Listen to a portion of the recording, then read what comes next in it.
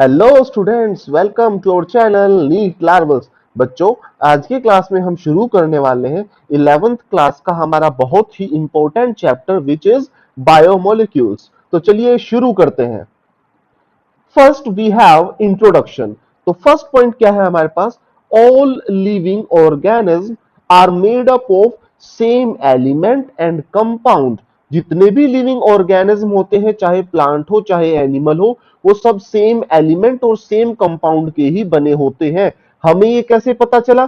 On performing and analysis of plant tissue, animal tissue और microbial tissue, we found that carbon, hydrogen, oxygen and several other elements are present in them.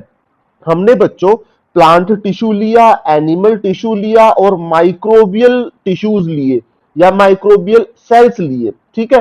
और उनके ऊपर हमने जब experiment या analysis perform किया तो पता चला उन सबके अंदर ही कार्बन है, हाइड्रोजन है, ऑक्सीजन है और भी अदर एलिमेंट्स प्रेजेंट होते हैं। The same analysis made on non-living matter like piece of earth crust gives a list of similar chemicals. बच्चों, जब सेम एक्सपेरिमेंट अर्थ क्रस्ट के ऊपर, अर्थ की सबसे ऊपर वाली लेयर के ऊपर जो कि नॉन लिविंग है, उसके ऊपर परफॉर्म किया गया तो भी हमें सिमिलर केमिकल्स की लिस्ट मिली। A close examination reveals that carbon, hydrogen are relatively more with respect to other elements is higher in living beings than earth crust। तो भाई जब हमने इसको डेटा को क्लोजली एग्जामिन किया तो हमें पता चला कि कार्बन एंड हाइड्रोजन जो होते हैं वो रिलेटिवली मोर अमाउंट में होते हैं किसके अंदर? लिविंग बींग्स के अंदर, जो कि थे plant tissue, animal tissue, microbial tissue. But ये लेस अमाउंट में होते हैं किसके अंदर? अर्थ क्रस्ट के अंदर, जो कि एक नॉन लिविंग हमारे पास मैटर प्रेजेंट था। Next we have method to analyse chemical composition. हमने किस मेथड से इस केमिकल कॉम्पोजिशन को एनालाइज किया? So various biomolecules present in a living tissue like vegetable or piece of liver can be studied by their chemical analysis। तो भाई हमने एक केमिकल एनालिसिस परफॉर्म किया। केमिकल एनालिसिस कैसे परफॉर्म किया? टेक ए लिविंग टिश्यू चाहे plant का tissue हो चाहे एनिमल का टिश्यू हो, and grind it in trichloroacetic acid, जिसका फॉर्मूला क्या है? Cl3CCOH, using mortar and पेसल्स। तो ये हमारे पास मोर्टार प्रेजेंट है और ये हमारे पास पेसल प्रेजेंट है, जिसकी हेल्प से हमने क्या किया भाई? लिविंग टिश्यू लिया, उसको मिक्स किया ट्राइक्लोरोएसिटिक एसिड के साथ और उसको अच्छे से हमने क्या किया? पेस्ट बना लिया, या पेस्ट बोलो स्लरी बोलो, हमने इसका फॉर्मेशन कर लिया। So we obtain a thick slurry जब हमने इसको ग्राइंड किया। When we strain or filter this slurry through cheese cloth or cotton cloth, it gives two fraction। जब हम इस स्लरी को भाई क्या करते हैं? फिल्टर करते हैं एक कॉटन क्लॉथ के थ्रू, तो हमें दो फ्रैक्शन मिलते हैं। अब ये दो फ्रैक्शन बच्चों कौन कौन से होते हैं? देखो, वन इज कॉल्ड फिल्ट्रेट, एक को तो फिल्ट्रेट बोला जाता है, और क्या बोला जाता है? acid soluble pool having thousands of organic compound। other fraction is called retentate or acid insoluble pool containing protein, nucleic acid, polysaccharide। तो इस डायग्राम में देखो बच्चों, हमने क्या किया? जो हमारा पेस्ट था उसको फिल्टर किया इस कॉटन क्लॉथ के थ्रू। ये नीचे बीकर प्रेजेंट है। जब हमने फिल्टर किया तो एसिड और एसिड के अंदर सोलेबल कंपाउंड सब नीचे आ जाएंगे। इसको हमने क्या बोल दिया? Acid soluble pool. जो एसिड के अंदर डिसॉल्व होके नीचे आ गया उसको एसिड सोलेबल पूल बोला, प्लस उसी को फिल्ट्रेट भी बोला। और जो ऊपर इस क्लॉथ के अंदर बच गया उसको बोला बच्चों रिटेंटेट, और जो एसिड के अंदर डिसॉल्व नहीं हुआ था तो क्या बोल दिया? Acid insoluble pool. तो भाई जो एसिड इंसोलेबल पूल होता है इसके अंदर तो बड़े बड़े कंपाउंड्स प्रेजेंट होंगे। क्यों? क्योंकि वो घुल नहीं पाते एसिड के अंदर। तो क्या प्रेजेंट होता है? Protein, nucleic acid, polysaccharide. While जो एसिड सोलेबल पार्ट होगा ना उसके अंदर तो छोटे कंपाउंड प्रेजेंट होंगे जो हम आगे स्टडी करने वाले हैं। तो देखो, the acid soluble pool contains chemicals with small molecular mass of 18 to 800 Dalton approximately। तो भाई जो एसिड सोलेबल पूल था, जो नीचे एसिड के अंदर डिसॉल्व होकर आ गए थे, उसके अंदर क्या प्रेजेंट थे? Small molecular mass compound present थे। और रेंज क्या बताइए? 18 टू 800 डाल्टन उनका मोलिकुलर वेट हो सकता है। They are called as micromolecules और बायोमाइक्रोमोलिक्यूल्स। अब उनके लिए टर्म क्या यूज करेंगे, माइक्रोमोलिक्यूल या फिर biomicromolecule. They include amino acid, sugar, nucleotide. Simplest form जो होती है किसी भी केमिकल कंपाउंड की वो हमारे पास बोली जाती है micromolecule. Next we have the acid insoluble fraction contains organic compounds that have molecular weight in the range of 10,000 Dalton and above। अब भाई जो एसिड इंसोलेबल वाला फ्रैक्शन है उसके अंदर जो कंपाउंड प्रेजेंट है उनका वेट कितना है, 10,000 डेल्टन या उससे ज्यादा है। They are known as macromolecules और बायोमैक्रोमोलिक्यूल्स। अब उनके लिए दो टर्म यूज कर सकते हो, मैक्रो या फिर biomacromolecules. They include polysaccharide, proteins, nucleic acid. देखो भाई अमाइनो एसिड की कॉम्प्लेक्स फॉर्म हमारे पास क्या होती है, सॉरी अमाइनो एसिड की कॉम्प्लेक्स फॉर्म हमारे पास क्या होती है, प्रोटीन। शुगर की कॉम्प्लेक्स फॉर्म हमारे पास क्या प्रेजेंट होती है, पॉलीसेकेराइड। न्यूक्लियोटाइड की कॉम्प्लेक्स फॉर्म क्या होती है, न्यूक्लिक एसिड। तो बच्चों मैक्रोमोलिक्यूल में कौन से कंपाउंड आएंगे, थोड़े कॉम्प्लेक्स कंपाउंड आएंगे और इनकी सिंपल फॉर्म जो होती है वो माइक्रोमोलिक्यूल्स के अंदर आती है।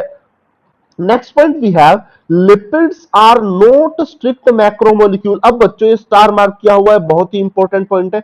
लिपिड को नॉट स्ट्रिक्ट मैक्रोमोलिक्यूल बोला जाता है। क्यों बोला जाता है, देखो बच्चों लिपिड का जो मोलिकुलर वेट होता है ना वो 800 डाल्टन से कम होता है।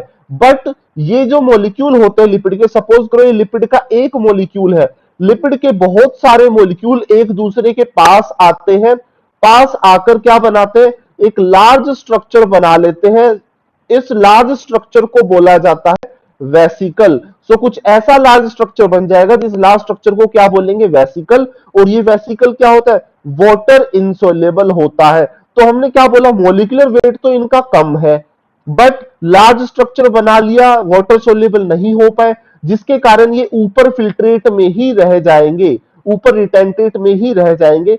इस कारण से इनको क्या बोला जाता है, नॉट स्ट्रिक्ट मैक्रोमोलिक्यूल। तो देखो because their molecular weight do not exceed 800 dalton, 800 dalton से ज्यादा नहीं होता, but they form vesicles, vesicle बनाते हैं which have large size and are not water soluble, water में सोलेबल नहीं होते। Therefore they come under the macromolecular fraction. तो ये मैक्रोमोलिक्यूल्स के साथ ही आते हैं। भाई अब आपको ये पॉइंट क्लियर हो जाना चाहिए कि लिपिड को नॉट स्ट्रिक्ट मैक्रोमोलिक्यूल क्यों बोला जाता है, क्योंकि दोनों की प्रॉपर्टी होती है इसके अंदर। Lipids are present in structure like cell membrane and other membrane. जो सेल मेम्ब्रेन होती है, बाकी ऑर्गेनेलीज की मेम्ब्रेन होती है, उसके अंदर लिपिड्स प्रेजेंट होते हैं। The acid soluble fraction represents रफली the cytoplasmic composition without organelles.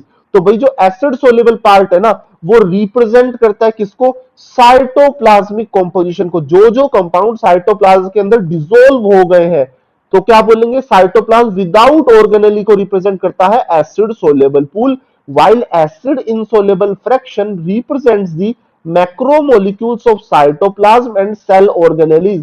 तो एसिड इंसोलेबल पूल में क्या क्या आएगा, एक तो मैक्रोमोलिक्यूल आएंगे जो साइटोप्लाज्म में थे जो डिसोल्व नहीं हुए, plus cell organelles. The two fractions together represent the entire chemical composition of living tissue or organism। Biomolecules, all the carbon compounds that present in living organisms are called as biomolecules। So भाई living organism के अंदर जो carbon containing compound present होते हैं इनको biomolecules बोला जाता है। अब देखो मैंने आपको यही बताया, बायोमोलिक्यूल्स और कार्बन कंटेनिंग कंपाउंड इनको दो पार्ट में डिवाइड कर सकते हैं। एक होता है हमारे पास माइक्रोमोलिक्यूल, एक होता है मैक्रोमोलिक्यूल। माइक्रोमोलिक्यूल का वेट क्या है, लेस देन 1000 डाल्टन, और एग्जैक्टली हमने क्या बताया था, लेस देन 800 डाल्टन।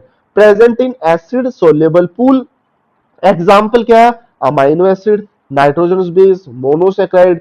जबकि मैक्रोमोलिक्यूल क्या होते हैं, molecular weight greater than 1000 Dalton. कितना होता है, 10,000 डाल्टन की रेंज में मोस्टली प्रेजेंट होता है इनका molecular weight. Present in acid insoluble pool, example proteins, nucleic acid, polysaccharide. इन सब की कॉम्प्लेक्स फॉर्म यहां पर प्रेजेंट होती है। Special note, lipids are micromolecules. देखो भाई लिपिड मोलिकुलर वेट के हिसाब से तो क्या होते हैं, माइक्रोमोलिक्यूल होते हैं, but under macromolecular fraction due to their insoluble nature in aqueous medium of cell membrane. But ये आते कहां पर है, मैक्रोमोलिकुलर फ्रैक्शन में आते हैं। क्यों? क्योंकि कैसे होते, इंसोल्युबल होते। अब क्यों होते बताया था मैंने ऊपर, क्योंकि ये मिसल्स का फॉर्मेशन कर लेते हैं।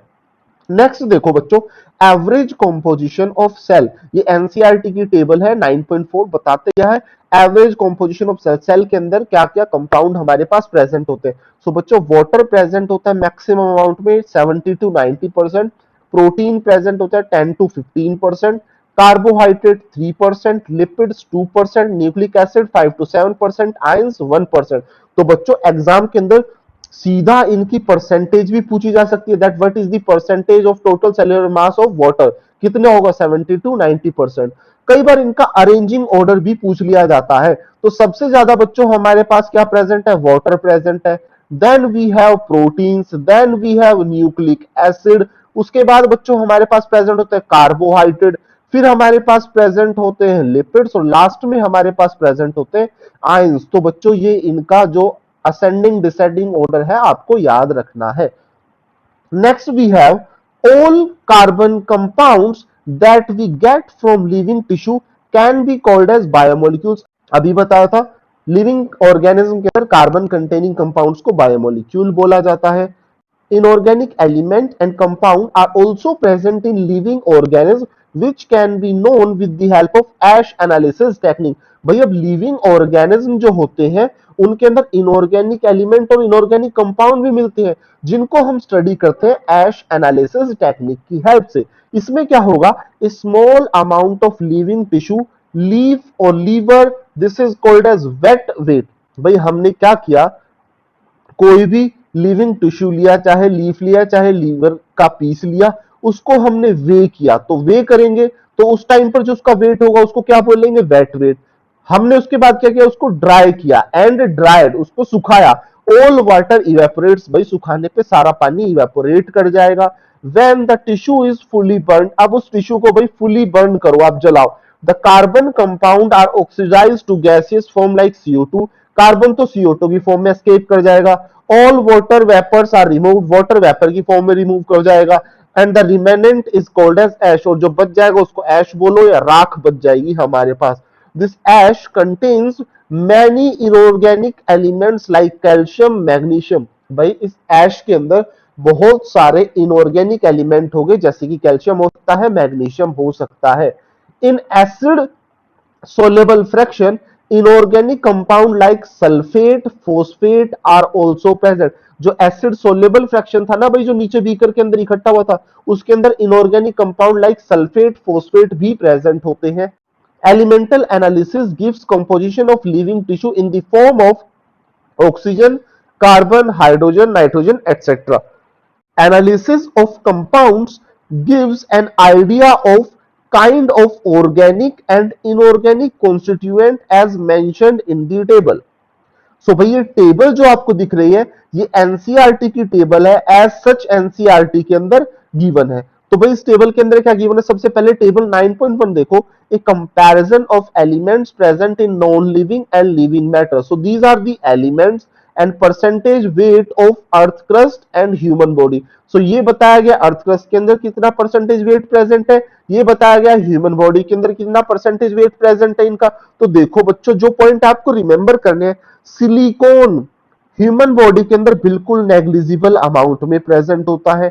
नाइट्रोजन अर्थ क्रस्ट में वेरी लिटिल अमाउंट में प्रेजेंट होता है। And oxygen is present in maximum amount in both earth crust and human body. Human body में कितना है परसेंटेज वेट, 65%। अर्थ क्रस्ट में कितना है परसेंटेज वेट, 46.6%। इस टेबल में बच्चों आपको इतना ही रिमेंबर करना है, बाकी एक बार इस टेबल को देख जरूर लेना आप लोग। Then we have next table which is 9.2, a list of representative inorganic constituent of living tissue. Living tissue के अंदर कौन कौन से इनऑर्गेनिक केमिकल होते हैं वो बताए गए हैं। तो देखो compound formula, sodium Na positive, potassium K positive, calcium Ca double positive, magnesium Mg double positive, water H2O। Compounds कौन से, NaCl सॉल्ट हो गया हमारे पास, sodium chloride, calcium carbonate, CaCO3, phosphate and sulphate, ये सारे इनऑर्गेनिक कंपाउंड्स भी present होते हैं। नेक्स्ट वी हैव बच्चों point, water is the most abundant chemical in the living organism. अभी देखा था 70 to 90% तो वाटर ही मिलता है सेल के अंदर। नाउ बच्चों we have few extra points. Extra points के अंदर क्या है हमारे पास, देखो mitochondria are rich in manganese. Mitochondria के अंदर भाई कौन सा एलिमेंट ज्यादा होता है, मैग्नीज सबसे ज्यादा अमाउंट में प्रेजेंट होता है। Molybdenum is necessary for fixation of nitrogen catalysed by the enzyme nitrogenase. तो भाई नाइट्रोजन फिक्सेशन के लिए कौन सा एलिमेंट नेसेसरी होता है, molybdenum. Copper occurs in cytochrome oxidase. Cytochrome oxidase enzyme के अंदर कॉपर प्रेजेंट होता है।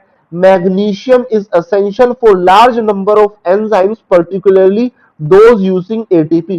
तो जो एंजाइम बच्चों एटीपी को यूज करते हैं उनके अंदर क्या प्रेजेंट होगा, मैग्नीशियम प्रेजेंट होगा। Calcium and magnesium decreases the excitability of nerve and muscles. Calcium और मैग्नीशियम क्या करते हैं, हमारे नर्व और मसल फाइबर की एक्साइटेबिलिटी पावर को डिक्रीज करवाते हैं। sodium and potassium are responsible for maintenance of extracellular and intracellular fluid through the osmotic effect of concentration of these two ions। भाई देखो हमारे एक्स्ट्रा सेल्यूलर और इंट्रासेल्यूलर फ्लूइड के अंदर जो मेंटेन किया जाता है ऑस्मोटिक प्रेशर को, वो सोडियम और पोटेशियम की हेल्प से किया जाता है। These two ions are also responsible for maintenance of membrane potential। Membrane potential को मेंटेन करने में भी सोडियम पोटेशियम का अहम रोल होता है। Sodium potassium ion are also responsible for the necessary transmission of electrical impulse in the nerve cell. भाई sodium और पोटेशियम ही क्या करते हैं, जो नर्व सेल होता है उसके अंदर इलेक्ट्रिकल इंपल्स को ट्रांसमिट करवाने में हेल्प करते हैं। Calcium and magnesium reduces the excitability of nerve and muscles. ये पॉइंट दोबारा से रिपीट हो गया। Then both in cells and extra cellular fluid dibasic phosphate, जो क्या होता है फोस्फोरिक एसिड का modified form HPO4 dinegative and monobasic phosphate H2PO4 negative act as acid base buffer.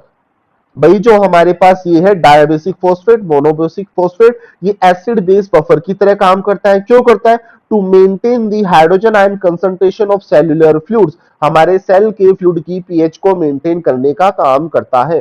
The most abundant element in the living matter is oxygen. अभी बताया था table के अंदर कि बच्चों लिविंग ऑर्गेनिज्म के अंदर सबसे ज्यादा अमाउंट में कौन सा एलिमेंट मिलता है, oxygen. Iron and copper are found in cytochrome. जो एंजाइम होता है उसके अंदर आयरन और कॉपर मिलता है। The concentration of cation in cells, भाई कैटायन जो पॉजिटिव चार्ज कैटायन उनकी कंसंट्रेशन सेल के अंदर किस ऑर्डर में होती है, सबसे ज्यादा होता है potassium, then sodium, then calcium. तो इस ऑर्डर को बच्चों ध्यान रखना। Next part we have primary and secondary metabolites. तो मेटाबोलाइट क्या होते हैं, भाई जब हमारे पास कोई भी रिएक्शन होती है तो उस रिएक्शन के अंदर जो भी चीज पार्टिसिपेट करती है या बनती है उसको मेटाबोलाइट बोल सकते हो आप। तो देखो living organism produce thousands of organic compound जिनको बायोमोलिक्यूल बोलते हैं, including amino acid, sugar, chlorophyll, haem etcetera. These are required for their basic और primary metabolic processes like photosynthesis, respiration, protein and lipid metabolism. These are called as primary metabolite. तो बच्चों क्या बोला, हमारे पास living organism के अंदर बहुत सारे ऑर्गेनिक कंपाउंड बनते हैं, जो कि एग्जांपल बता जैसे amino acid, sugar, chlorophyll, heme. ये रिक्वायर्ड होते हैं कंपाउंड किसके लिए, बेसिक और प्राइमरी मेटाबॉलिक एक्टिविटी के लिए। जैसे बेसिक एक्टिविटी क्या, प्लांट्स के लिए फोटोसिंथेसिस हो गया, ह्यूमंस और प्लांट दोनों के लिए रेस्पिरेशन हो गया, लिपिड एंड प्रोटीन मेटाबॉलिज्म हो गया। तो इन बेसिक नेसेसरी के अंदर जो भी कंपाउंड पार्टिसिपेट करता है उसको प्राइमरी मेटाबोलाइट बोला जाता है। तो जितने भी कार्बोहाइड्रेट हो गए, प्रोटीन्स हो गए, अमाइनो एसिड्स हो गए, शुगर हो गए, क्लोरोफिल मॉलिक्यूल्स हो गए, हीम मॉलिक्यूल हो गया, सब प्राइमरी मेटाबोलाइट होते हैं। Many plants, fungi and microbes of certain genera and families synthesize a number of organic compounds या biomolecules which are not involved in primary metabolism and seems to have no direct function in growth and development of organisms. Such compounds are called as secondary metabolite। अब क्या बोला भाई, कुछ plants के अंदर, fungi के अंदर और माइक्रोब्स के अंदर ऐसे कंपाउंड बनते हैं जो ना तो प्राइमरी मेटाबॉलिज्म में इन्वॉल्व होते, जो यहां पे बताया हमने प्राइमरी मेटाबॉलिज्म, ना ही उनका कोई डायरेक्ट रोल होता है ग्रोथ और डेवलपमेंट के अंदर। ऐसे कंपाउंड्स को बच्चों सेकेंडरी मेटाबोलाइट बोला जाता है। Thus, primary metabolite have identifiable function.